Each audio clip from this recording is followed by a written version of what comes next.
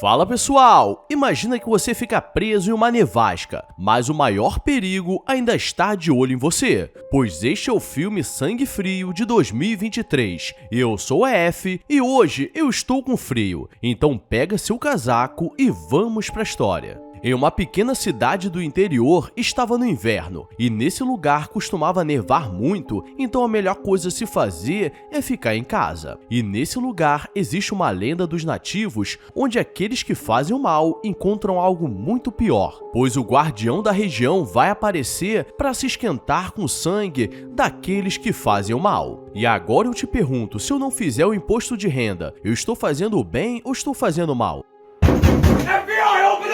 O homem acaba de sair de um pequeno hotel da cidade e vai dirigindo pela estrada até chegar em um posto de gasolina que possuía uma lanchonete clássica do local. Então ele entra para pedir algo para comer, mas como já estava na hora de fechar, a mulher diz que só poderia oferecer uma xícara de café e uma famosa torta de amoras, e ele aceita. E tudo estava bem até que um homem aparece nervoso no local e era seu ex-marido bêbado, que veio tirar satisfação porque ela não estava deixando ele ver sua filha. E o cara está prestes a fazer besteira, mas o homem sentado diz para deixá-la em paz e na raiva ele pega sua torta e seu café e cospe e manda ele comer ou arrebentaria com ele. Eu caguei nas calças. O homem sentado não tem medo e diz que ele tinha duas opções, ou ele sai e esfria a cabeça para depois conversarem com calma, ou qualquer coisa que ele fizer, ele vai ser preso e nunca mais vai ver sua filha. E até o grandão repensa e vai embora, mas sabemos que ele não aceitaria essa humilhação facilmente. E como agradecimento, Ana, que era garçonete, diz que faria algo para ele jantar, e ele diz que se chama David. Saindo, ele esquece de abastecer o carro e para no próximo posto,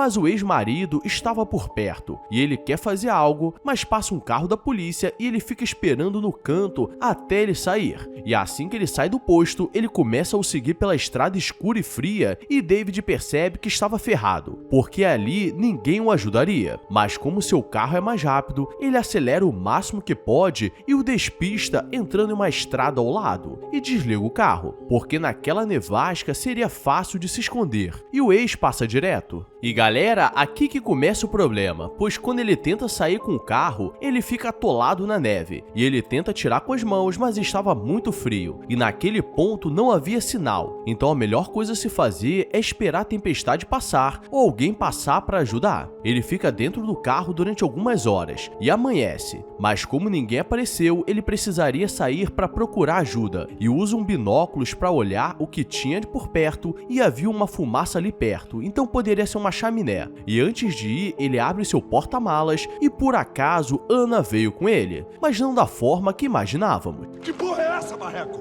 E aqui vemos que David não é tão legal quanto parecia, porque ele pegou Ana e faria algo com ela, mas essa nevasca atrapalhou. E enquanto ele está indo buscar ajuda, Ana consegue se soltar e começa a bater no porta-malas para encontrar uma saída, e abre o banco de trás e consegue sair, mas ao tentar correr dali, percebe que não sobreviveria nessa tempestade e decide voltar, porque a morte seria mais certa do lado de fora do que do lado de dentro. E enquanto isso, David está andando quando cai um buraco e quebra a perna. E para piorar, consegue fazer uma fratura exposta, então ele volta se arrastando. Ana encontra em uma bolsa o produto que ele usou para ela dormir, e como ele estava chegando perto, ela se esconde no banco de trás e fica sem fazer barulho, porque ele estava com uma faca na mão. E David entra sem perceber nada e estava todo ferrado, então esse dia não terminaria bem para ele. E ele percebe que tinha algo de errado porque estava sentindo a presença de alguém ali, e no momento que ele pegaria a faca, Ana usa o produto nele e ele apaga. E David acorda no meio do nada e estava de frente para um alce morto, mas aquilo é só um pesadelo, porque ele acorda amarrado no carro e Ana quer saber por que ele fez isso e por que escolheu ela, e manda ele apontar no mapa aonde eles estão, porque ela não vai ficar presa com ele ali. Mas David diz que não sabia e os dois ficaram presos na tempestade. E David é sarcástico e diz que já tinha tudo preparado e ele é corajoso corajoso porque ela está com sangue nos olhos e a faca na mão, e para levar 37 facadas de leve é muito rápido. Mas ele diz que estava de olho nela e usou um produto especial que faz com que ela apague sem perceber, porque o cloriforme que as pessoas usam em filme é perigoso, porque se cheirar muito rápido a pessoa morre em 1 minuto. Mas essa mistura especial é mais eficaz e Ana fica com raiva porque ele está muito calmo. Ela diz que ele não pode fazer nada porque estava preso, mas ele rebate falando que os dois estavam presos ali, porque não tem para onde ir e uma hora eles precisariam se ajudar. E diz que caso ela tente sair, ela morreria porque do lado de fora está a menos 20 graus. Isso explica porque ela ainda estava ali, porque ela já teve muitas chances de ir embora quando se soltou enquanto que ele estava desmaiado, o que significa que ele está certo. E Ana começa a olhar as coisas e encontra sua identidade, mas nada garante que era ele de verdade. E como ele estava sem dinheiro no último posto de gasolina, ele não comprou nada para comer, e eles precisavam guardar energia até a ajuda chegar. E a única forma é dormindo. Então, para ter certeza que ele não tentaria nada, ela coloca mais um pouco do produto especial para ele dormir.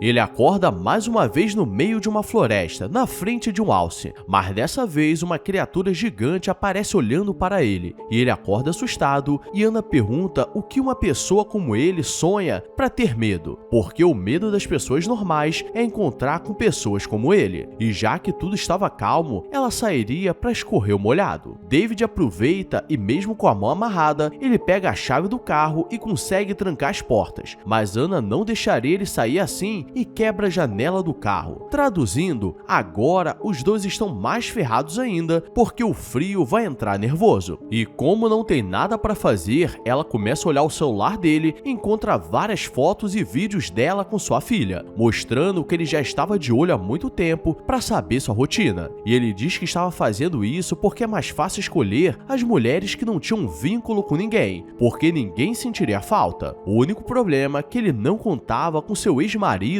que ficava na cola. E para não procurarem ela essa noite, ele mandou uma mensagem para sua mãe falando que iria resolver algumas coisas e precisava ficar com a neta. Então ninguém faria nada até que tudo de ruim acontecesse. Ela pergunta quem eram as mulheres que ele escolheu e já estava fazendo isso há quanto tempo. E ele começa a lembrar da sua primeira vez e ele estava andando pela estrada quando uma mulher pediu carona até a cidade mais perto. E sabemos que isso é burrice, mas ele estava preparado com uma cadeirinha de criança atrás e com aliança no dedo, fingindo que era um homem casado de respeito. E ele ficou fascinado naquela mulher porque ela era muito gostosa, mas fez o que tinha que ser feito e ela foi sua primeira vítima. E desde então, aquela sensação fez com que ele fizesse sempre. E Ana fica revoltada e pergunta se ele sofreu alguma coisa, e no momento que ela fala da mãe dele, ele explode de raiva, mostrando que algo aconteceu para ele ter raiva de mulheres. Mais algumas horas se passam e Ana tenta dormir, mas escuta algo do lado de fora como se estivesse rondando o carro, e eles não sabem se era uma pessoa ou um animal. E antes fosse isso, porque uma pessoa sobe no carro e começa a bater no vidro como se estivesse indo atrás do David, mas eles conseguem espantar buzinando. O problema é que a bateria acabou e Ana lembra das lendas locais, que diz que uma criatura vai atrás de pessoas que fazem maldade igual a ele, mas antes de aparecer, a criatura aparece como num pesadelo.